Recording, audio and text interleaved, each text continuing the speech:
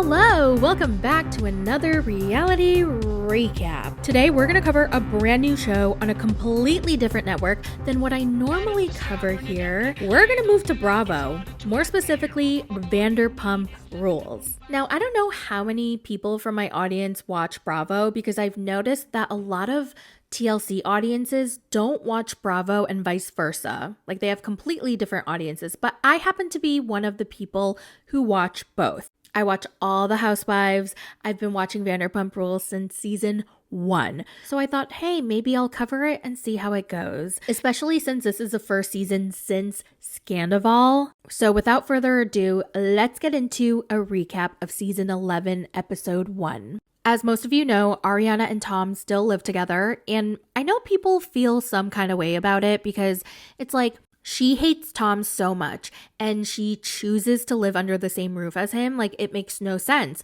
And people are questioning her intentions. But for me, I'm like, I get it. She doesn't want to move out. Like, why should she be the one to have to move out? Why can't he just move out? He's the one who cheated. And if she wants to stay in that house, then she should. Also, I feel like because Ariana is in a brand new relationship and she's happy, like, she doesn't even think about Tom anymore. He's just there. And so basically they communicate through his assistant. So if the music is too loud and Tom needs to lower the volume, Ariana will shoot his assistant a text and then she will tell him. Sounds like a lot of work, but whatever. When Tom blew up our lives, me and Raquel became like really good friends. I don't give a about Raquel! I was not prepared to start a whole new freaking life. So even though we still live under the same roof, I've been able to maintain a no contact policy. James Kennedy bought his very first house. Congratulations, it's super cute. Now the only downside is that it's right next to the airport. And I loved how the editors kept throwing shade at him by showing the airplanes flying over his house over and over and over. Oh my God, that was really funny. Wave to the people.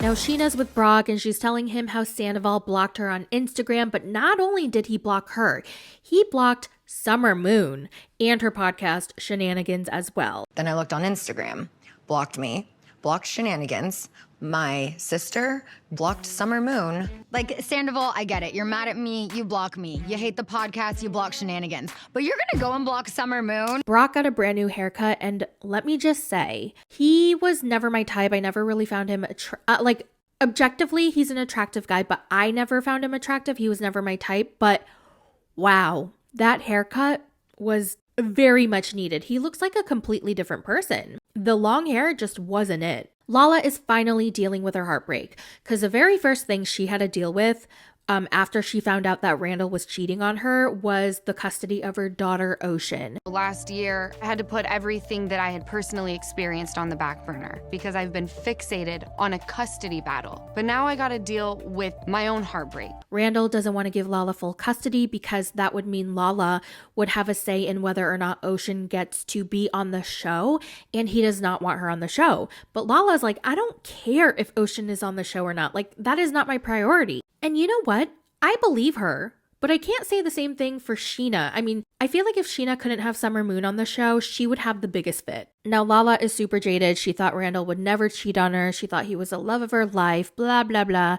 And she just can't help, because she is so jaded, she can't help but to question Dan, who is Ariana's new boyfriend, his intentions. Like, he just kind of came in right after Scandival. And even though everybody loves him and everybody only has great things to say about him, she just can't help herself. She's questioning everybody and their intentions.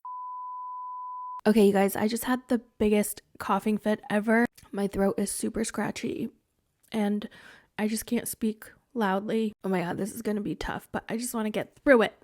Dan is Ariana's new boyfriend that she met 10 days after she found out about Tom's affair with her best friend Raquel, who unfortunately did not join this season for her own mental health. I'm happy for her, but sad for us. If I were Raquel, I wouldn't have come back either, especially with how everybody just chewed her up and spit her out. Like, that was so brutal. That made me so uncomfortable. And Lala went in really hard on Raquel. Now I feel like she was taking out all her anger and vitriol from Randall onto Raquel. Now back to Dan. I've only heard amazing things about him. He lives in New York. She's in LA, so they are long distance right now. I think he's probably, and we haven't even met him, so I don't even know if it's fair for me to say this, but I feel like he's probably the most decent guy that has appeared in all of 10 seasons of Vanderpump Rules. Like, every single guy on this show sucks. They suck so bad. Everybody's treated their girlfriends horribly. And he's probably the opposite of Sandoval. If you're a longtime viewer of Vanderpump, you know Sandoval loves the spotlight. And whenever the spotlight was on Ariana, he had a really hard time with it. Like, he did not like it. He needed that spotlight, so he would take away her spotlight and shine it on himself. But Dan, from what I hear, he lets her shine. He gives her all the spotlight. He's there on the sidelines to support her and to rally behind her, and he just lets her shine like a diamond. When Katie and Ariana were walking into Tom Tom, and they did a side-by-side with a clip of them walking into Tom Tom together for the very first time years ago, it kind of gave me chills, because back then they were both in love with their Toms, and now they're both broken up with the Toms. I hate how Schwartz kept calling Ariana an ice queen. Like, I just don't like Schwartz. He's such a pussy ass bitch. Okay, he literally sucks on Sandoval's dick 24/7. He's so far up Sandoval's ass that you could see his head peeping through Sandoval's throat. He literally has no backbone, and he was the worst boyfriend to Katie. He was the shittiest husband to Katie.